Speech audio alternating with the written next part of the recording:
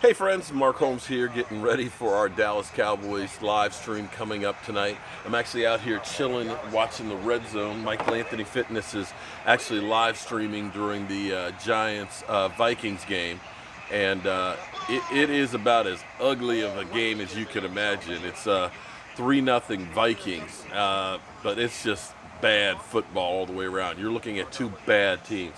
But check out Michael Anthony's live stream and punch the subscribe button or slap it, beat it down, do whatever to that. He's got the New York stinking Giant fan in there as well, of course. So they're having a good time.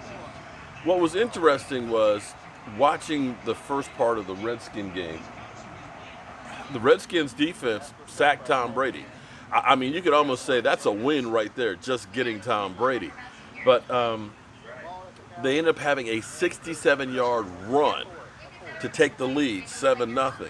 And Tom Brady, it seemed like they woke him up and they just zoomed right on down the field, got a touchdown.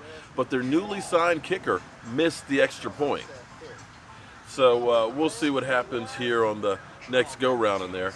The Eagles, of course, are taking care of business. They're up 14-0 and have the ball.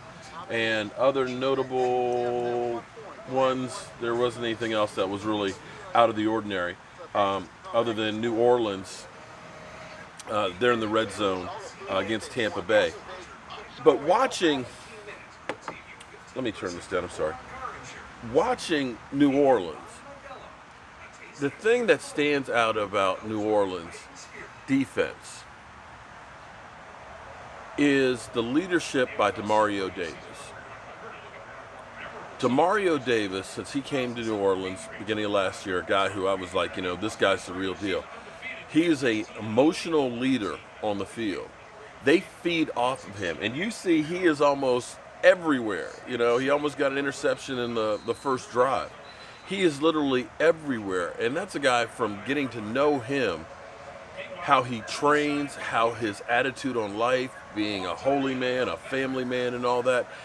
That attitude translates to the field, not only with his play, but with the rest of the guys on that defense. They're flying around the ball, man. They're excited. They're hungry. And that may be the thing that I look at with our Dallas Cowboys that has been missing on that defense for a long time. Now, don't get me wrong. Sean Lee has always been a great leader by leading by example. He's had, unfortunately, more injuries than you can count. But he's been a great leader that guys follow. You see DeMarcus Lawrence, who has become kind of the guy off the field, who's doing a little bit more talking than he used to, like last year when we were going to New Orleans and nobody gave us any kind of a chance to win that game. But he was basically like, it's hard to play well when you get punched in the mouth. And he proceeded to do that.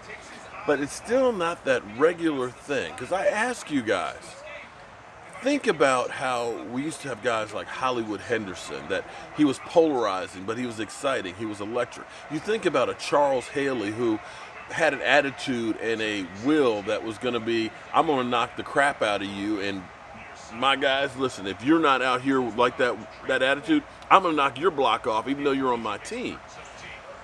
And if we can develop that guy. Now, Jalen Smith is kind of there, but he's not quite there like a Demario Davis. We need that defensive identity, that guy that just fires up everybody, that guy that wills the team forward. Because when you look at almost every great defense, be it the Bears in '85, they had that Michael Singletary with the eyes, who and literally had everybody following up and rallying around him. When you think about a Randy White who didn't talk that much, but everybody knew that attitude was contagious, or a Bob Lilly, we need that guy on this team to will our defense to great things. Now, looking at today, I'm still not satisfied. We're getting a few more sacks. Getting Robert Quinn back has helped, because Robert Quinn right now leads the team in sacks, even though he's only played in 2 games with 3. DeMarcus Lawrence has got 2.5. But we need to start getting sacks galore. And we need to get takeaways. Takeaways are like money in the bank. You get a takeaway more times than not. If you can lead in takeaways, you're going to win. And for whatever reason, 2014, we were second in the NFL taking the football away. But since that time, we've been at the bottom of the barrel. We have got to start getting the ball. Strip sacks, forcing the running backs to fumbles, interceptions, jarring the ball loose from the receivers. We have to, by hook or crook, get those takeaways. So that's my early thoughts here as we get going. The Redskins, of course, did nothing this time with the ball. And I bet you Tom Brady in New England is going to march down the field and just really knock their blocks off. Let me check in with... the Jets actually got a stop this time. Wow. Can we count that as a win? Tom Brady gets sacked a second time. Whoa. Maybe Jay Gruden ought to smoke weed more often.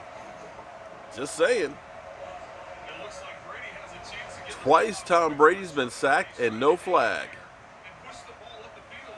Let me check in on this ugly bowl. Minnesota has the ball in one ugly game. Yeah. That's just an ugly game. All right, guys. I'm Mark Holmes, and, well, I got to take these ribs out. Tom Brady, of course. You hit him, he's going to hit you. 24-yard completion. I got to go take these ribs out.